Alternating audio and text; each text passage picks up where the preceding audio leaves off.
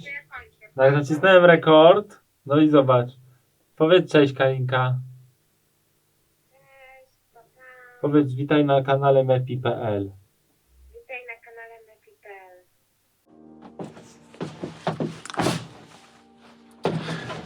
So there's some cool new things in the virtual production community that I feel like you should learn about. So I did a couple of cool things in the recent days, months, weeks that I feel that's worth sharing. So enjoy the show and follow the links and you can learn more. There's about 3 hours of content worth of watching and a whole bunch more coming that I'm excited to share. I mean, there's so much going on in the spectrum of virtual production and what's possible right now. It just blows my mind, right? So I'll see you later. Ciao. All right, I just want to tell you about our recent monthly live at my Patreon page, and it was really cool and really awesome to meet some of you guys and also be able to invite Steven and Bart. You can check more about what happened on Richard's Patreon. Link is in the description. I basically was teleported to Sweden in a virtual production manner. All my cameras were in Sweden and I could see Richard's cameras in Poland. So check it out, it's really cool. Oh, and also here's proof that it really happened.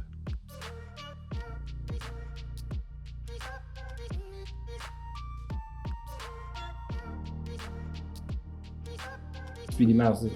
This is a video that I did 2 days ago, and you can see this is an Aximmetry stream.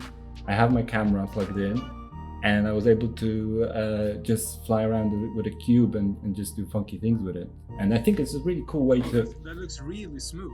It's super smooth, man. Like, I was impressed how smooth it is. I need to buy that. Yeah, get it. Just get the wire. I've been looking at it. Get the wireless. It's not even expensive. It could just get the wireless edition because it can work also wirelessly, which is handy, I think. And yeah, and I was just working in play mode, trying to do some physics and and like have the cube shovel up snow or something, but that kind of didn't work out yet. So I'm kind of working on that. So yeah, if you can see my screen, let me just launch Unreal. The 3D mouse connection, it comes into Unreal once you actually install it, as in the editor preferences. Where is it? Space mouse. Here we go. Space mouse. So you can configure all your, like, increase the speed of the camera, decrease the speed, have all the inputs and stuff. And here's the important part. You can have the camera delta with roll.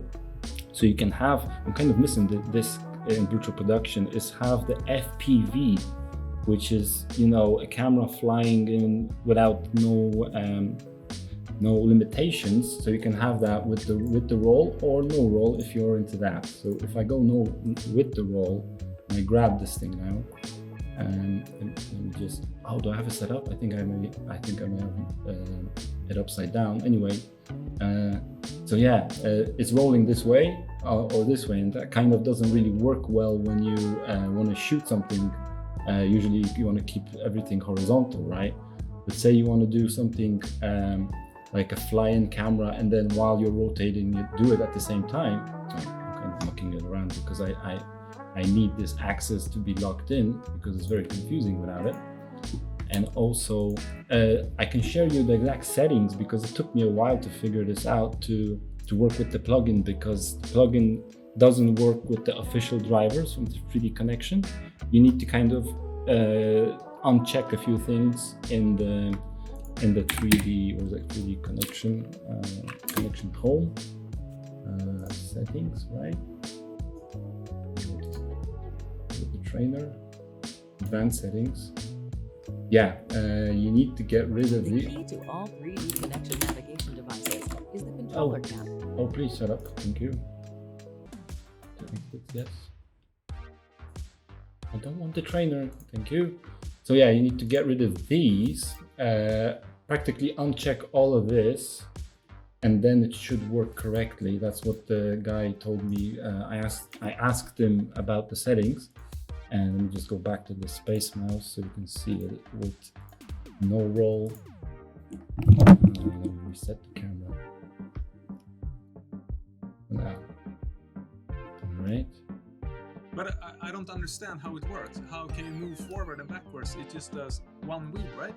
It's one wheel, but you have like a 6 DOF. You can pull it up, push it down, pull forward, pull back, rotate, and also. So it's like a joystick as well. It's like a Vive. It's like, you know what? It's like a Vive tracker, but stuck to a rigid point, and you can kind of influence how much you want the camera to move. So if I just hold it in one kind of locked position, you can see I get a very cool.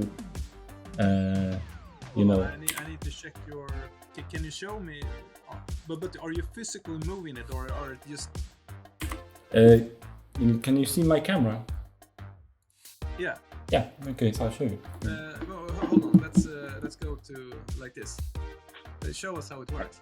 Actually, just underline on the board. It's amazing. Even it works super smooth. If you push a lot, it's go faster. If you just Yeah. less, it's amazing. It's amazing for controlling little objects. And once you, because I'm not sure if you can use one more than one on one PC, but if you're running a multi-machine setup, each of the guys running the PC can actually have one kind of, you know, billboard or something interactive that they're controlling, and then they move it around, right? So I'm just doing. I try to make it work in play mode, but I only got objects to work, which I do very rudimentary, which is kind of stupid.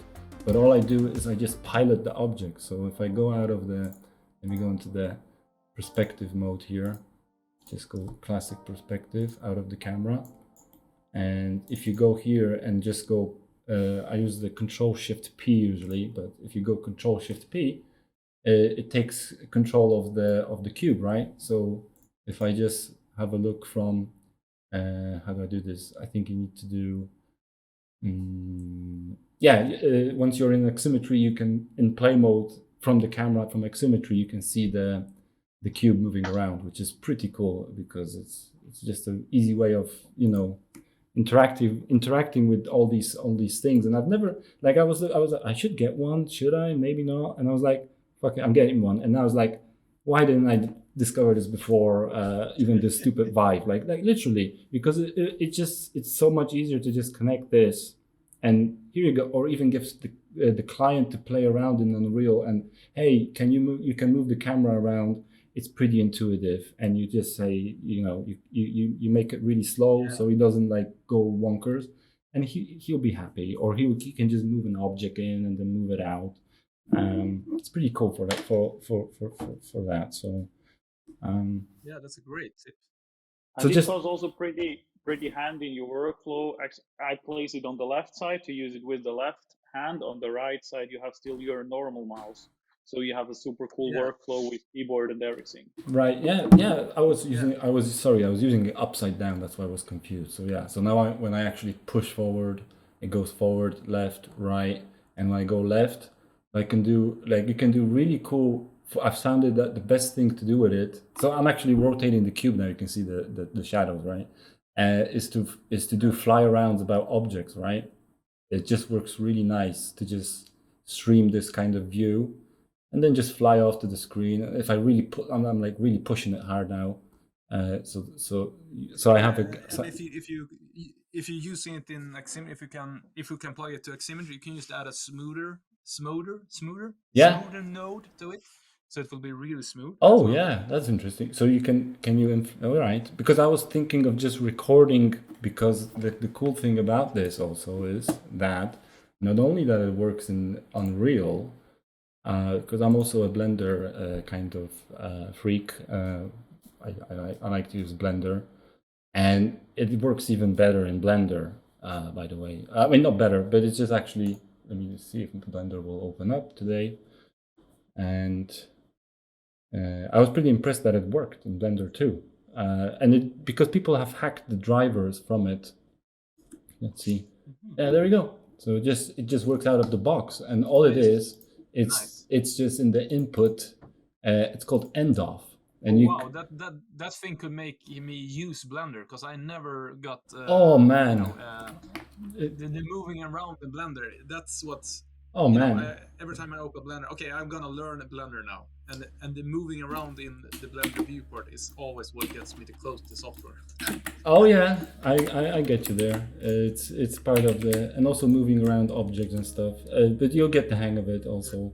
But probably soon, I think we should be able to use Blender for virtual real-time production, right? Yeah, for sure. Just the EV engine. Okay, Bart. Yeah, I'll shut up now. Thank you. Should we? No, that's fucking perfect. I love it. I'm gonna order one of those.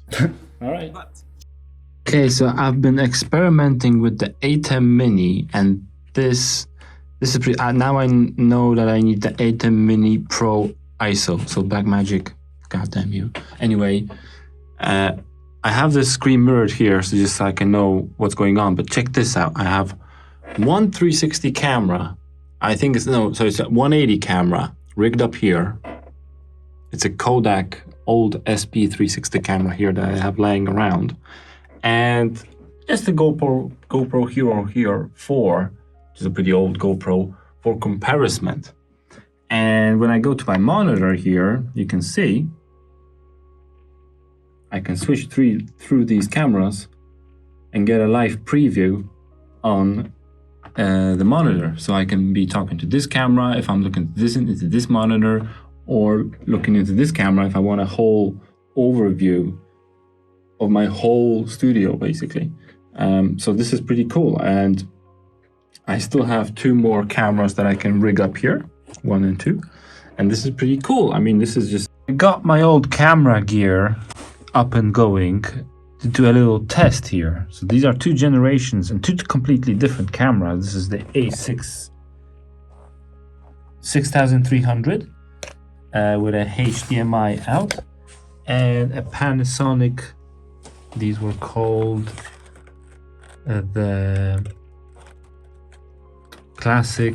Yeah, I used to shoot weddings with these, and yeah, it's a great camera. They're like built like tanks, and it's the HDMI version of it. So basically, here you can see an Atem Mini here that I got from a friend. He lent this for me for tests, and here you can see the HDMI out from the Sony camera. And what I noticed this is kind of interesting. You may not know this. You can see that in the older cameras, especially in Sony, there are some compression artifacts. So whenever I move my fingers really fast, you can see these kind of pixelated artifacts, right? And if I switch over to the camera, the Panasonic, here you can see that the footage doesn't have the problem.